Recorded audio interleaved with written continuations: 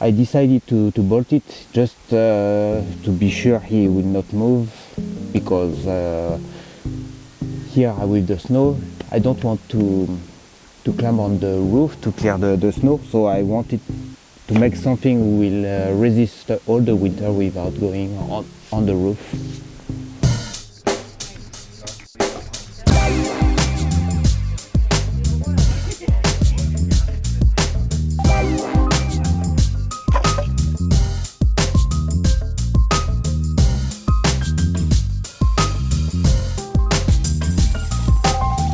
The slope anyway was decided compared to the post, the length of the post. I made it as strong as possible, and next just wait and see.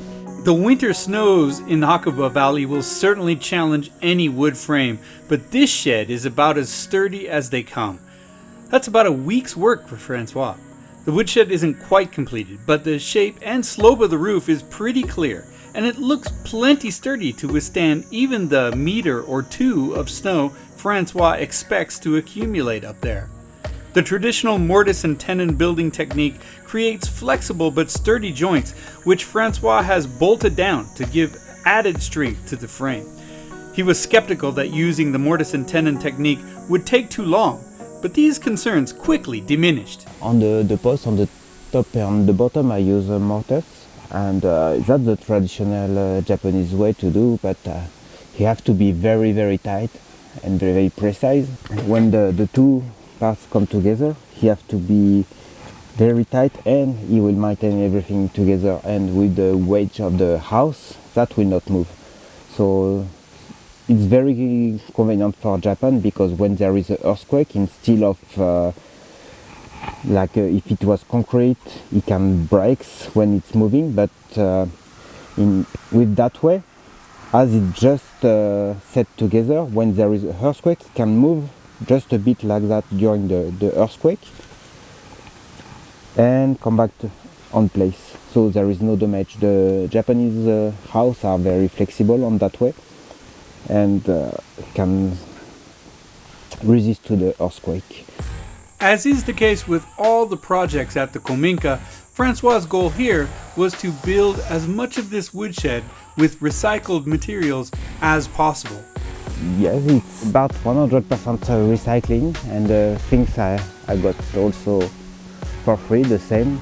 Last year, 2 years ago maybe, a carpenter destroyed his storage building, and this post and this lumber here, everything around was made to make a very strong shed inside the storage room. I helped him for maybe 1 week to clean the land, and for that he gave me the lumber.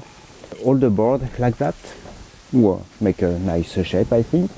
It's from the lumber factory, that a part they cannot use when you make lumber, and instead of throwing away, they are selling for very, very low price. So one full K-truck, it's for 2,000 yen. I got 2 K-truck of them, so I think I could make the roof and the separation for about 3,000 yen. So that's the most expensive part of the storage. That post was 2 meters, and that other post is 2.5 meters, and that one also. So everything was 2 and 2.5, so I decided to make the size of the shed regarding to the length of the wood, to avoid it to cut it.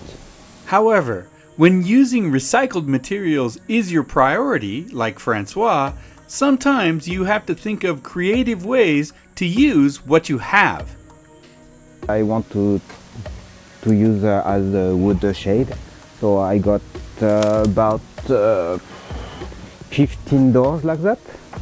So just set the doors on the side all around, and it's glass, so that's not the best way for the snow and for storage wood, but I just want to try, and if necessary I just make some reinforcement and protection for the windows outside and inside, but with that I can make a very simple wall all around, Also to make a summer kitchen, because here I would like to have a barbecue and maybe a stone stove, and so here will be a kind of kitchen to prepare everything. So One of the greatest pleasures of renovating an old house is imagining what it'll be like in the future.